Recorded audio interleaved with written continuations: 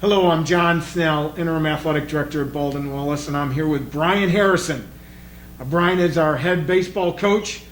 He's going on our 11th year as serving as our head baseball coach, replacing the legendary Bob Fisher.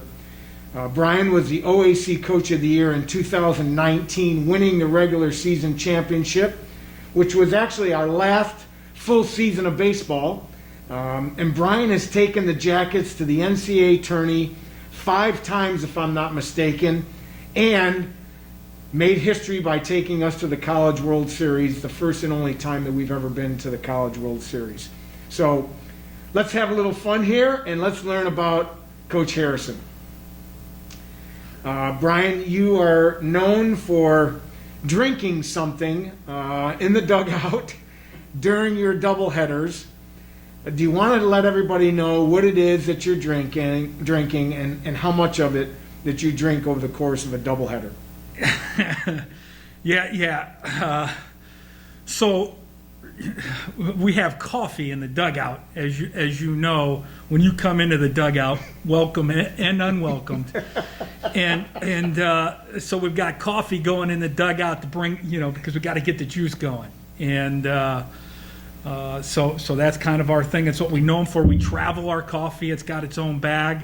We've got a juice man within the team. That's his responsibility, is to make the Joe, and so we've graduated some good juice men over the years. How many things of coffee do you drink over the course of it? You know what? We switched to after we trial and error. Usually we're dehydrated by the second game, in our 5th cup of 20-ounce coffee and with a headache. So we started to go decaf in the second game, and not only do our bodies appreciate it, so do our players, because we yell at them a heck of a lot less. Well, if you know Coach Harrison, you know that we got some big eaters on our coaching staff, and I think he would tell you that he is considered one of those big eaters.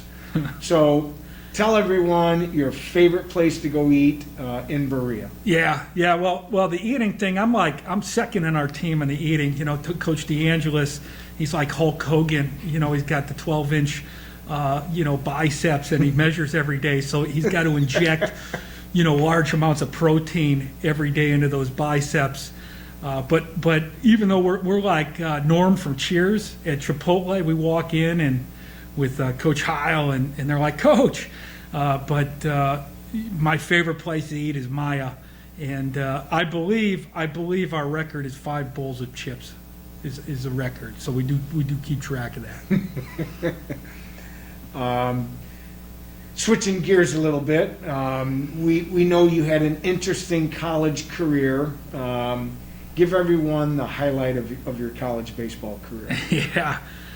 I ended up going to 3 schools, did a victory lap, took me 5 years, and took me a while to find my niche there. I did graduate, supposedly. But anyways, the highlight would be my senior year. We finished 5th at the College World Series, which was pretty cool. And we went out to Lewiston, Idaho, and that was pretty awesome. Great experience, I'm sure. You've had a great career so far at BW. You've had a great coaching career in baseball, but your greatest accomplishment in coaching up to this point in your career? Oh, we've I don't know. We've had some awesome wins, some really cool wins. We've done some pretty cool things. I think we've been nationally ranked the last 8 years in a row. We've done some cool things. I don't know if I could say one accomplishment, because they're all special. They all have their own stories.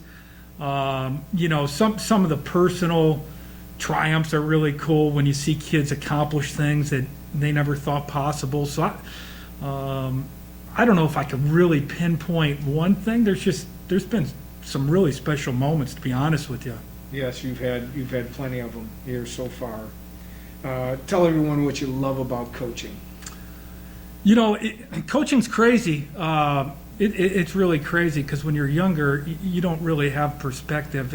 It's all about winning, and you kind of have the blinders on, and it's more of like, it's different. And the older you get, I think the more comfortable you get coaching, the more comfortable in your own skin, the more you become a transformational, type of leader, and just hopefully making a difference in kids' lives. I think that's changed. When I was younger, it was, you're the general. And then as you get older, it's about them. It's about their experience. It's about helping them achieve their goals, and then seeing them graduate and go on and be good husbands and fathers and that type of thing. So just making a difference in kids' lives and they make a difference in my life too. Again, you've had some great moments here at BW. I know that you can't necessarily pick out your single greatest accomplishment, but how about your favorite coaching moment at BW?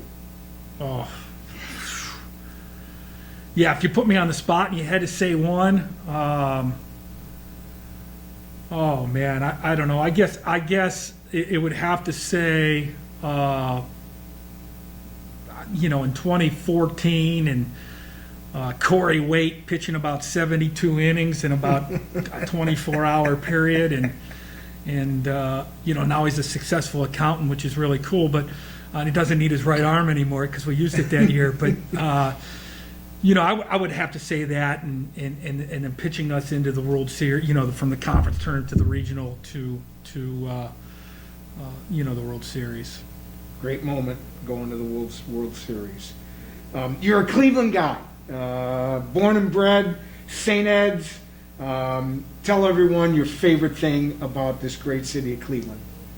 Oh, there's so many things. The lake, the metro parks, the sports teams, obviously the Browns, making the playoffs for the first time in 140 years. But there's so many cool things about Cleveland, the nightlife, so many things to do. But the thing that I love about Cleveland the most is my two brothers and sister live in Cleveland, and I get an opportunity to spend time with them. It's home, and that's the best I love about Cleveland. What would you want people to know about you that they won't find in your coaching bio? Yeah. Well, there's a lot of things, our cross country coach has a shirt that says run 365, so my bio would say run 0. Okay, so I'm not a runner, but I would say the one thing that I'm most proud about of the coaching staff, there's without question of all the coaches, I have by far the best tulips and flower garden of anybody on staff. All right, so that's what I enjoy doing in my hobby to relieve stress. Is I love planting tulips, and mostly perennials if we're getting in depth. He's more cultured than you would ever think, believe it or not. Tell everyone what you appreciate about BW. Oh, there's a lot of things, the people, I appreciate that our leadership is student-centered, and most of the decisions we make are based around trying to have, the student's best interest in mind. And I think that's unusual for a lot of colleges. We've had a pretty crazy year. Your season started out down in Florida, then all of a sudden was canceled. Tell everyone what you've learned from this COVID experience. You know what?